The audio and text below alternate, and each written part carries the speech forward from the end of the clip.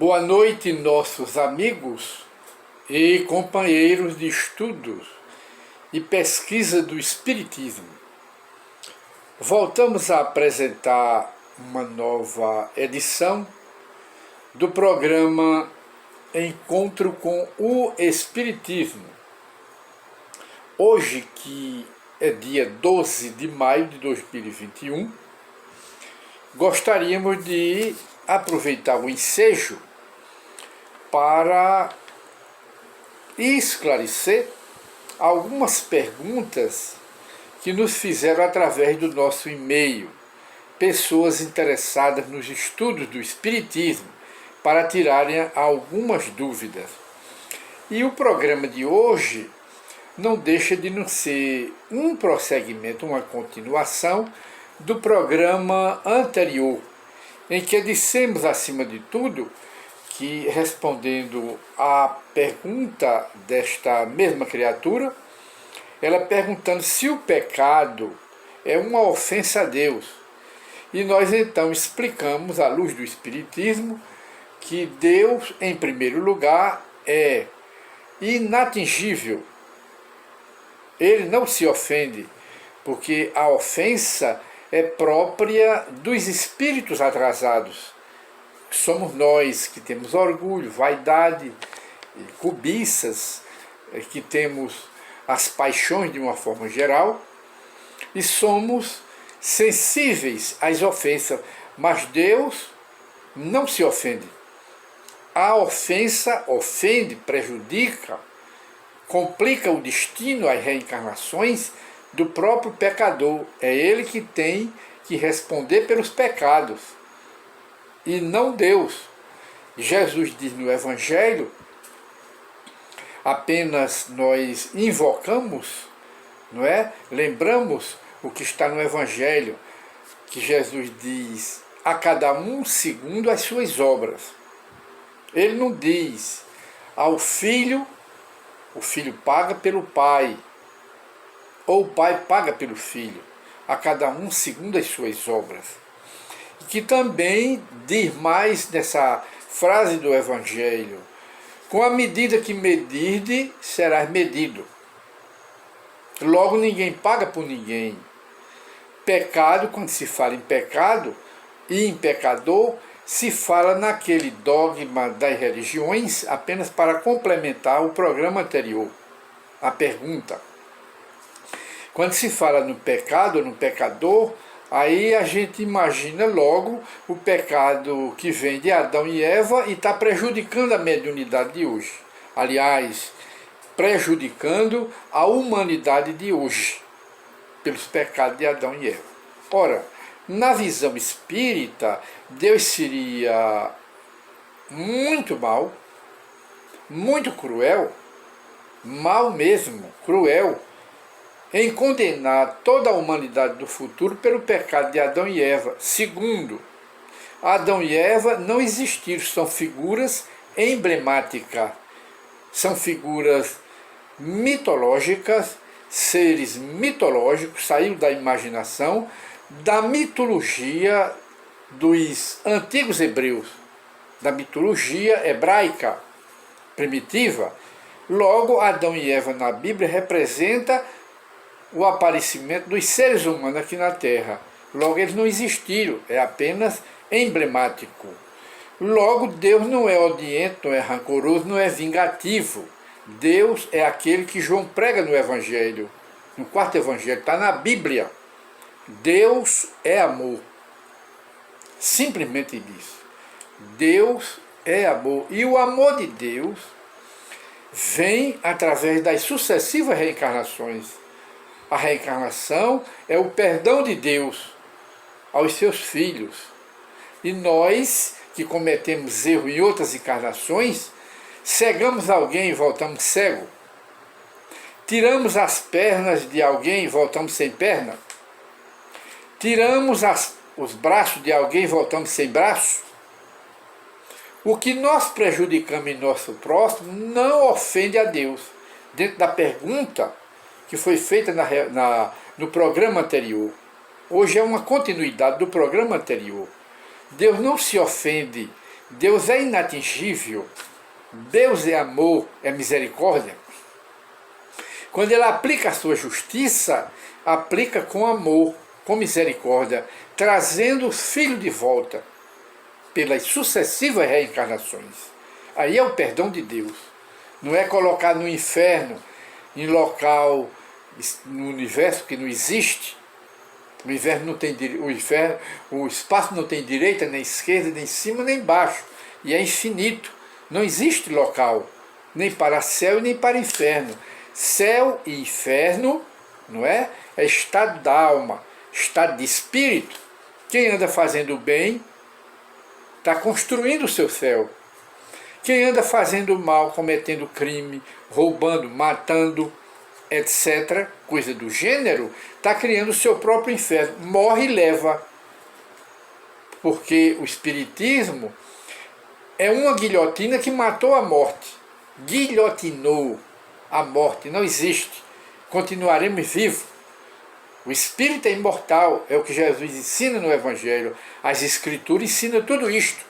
O espiritismo apenas entra para explicar em espírito e em verdade. Então, a pergunta de hoje é: quantas vezes o espírito reencarna? Quantas vezes o espírito reencarna? Ora, não existe número determinado de vezes de reencarnações para o espírito. Deus não determinou. O próprio espírito é que, pela boa vontade dele, pelo esforço dele, aumenta ou diminui o número de reencarnações. Se ele anda fazendo bem, cumprindo as leis de Deus, aí ele diminui o número de reencarnações. Se ele anda desobedecendo as leis de Deus, aí ele aumenta o número de reencarnações. Não tem um número determinado. E quando os espíritos atingem o número de reencarnações em um planeta, ele viaja para outro.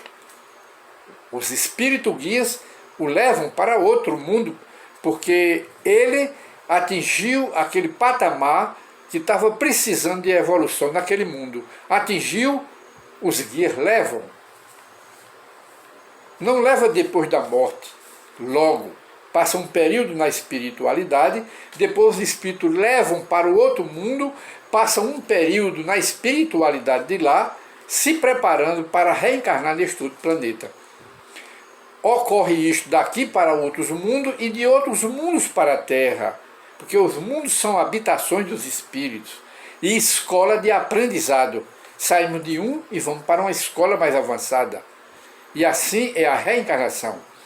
E a terceira pergunta: pode, com base na reencarnação, pode o espírito vir até outro planeta para evoluir?